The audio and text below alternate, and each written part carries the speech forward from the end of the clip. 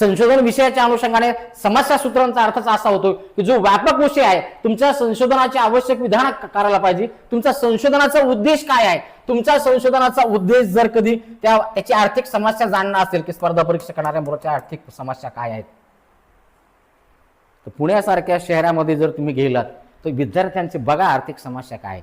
ते स्पर्धा परीक्षा करणारे जे विद्यार्थी आहेत, काही विद्यार्थी एका वेळेच्या डब्यावरती दिवस काढतात, पायामध्ये स्लिपरच असते, एक स्वप्न घेऊन आलेलं असतं, त्या स्वप्नांच्या अनुषंगाने त्याचा तो संघर्ष चाललेला असतो. खूप आर्थिक अडचणी असतात. सकाळचा नाश्ता करण्याचे सुद्धा मुलांना विचार करावा लागतो. सकाळी नाश्ता करत असताना महत्त्वाचे मला किती रुपये लागतात, माझ्या घराकडून किती रुपये येतात, या सगळ्या गोष्टीचा विचार करावा लागतो.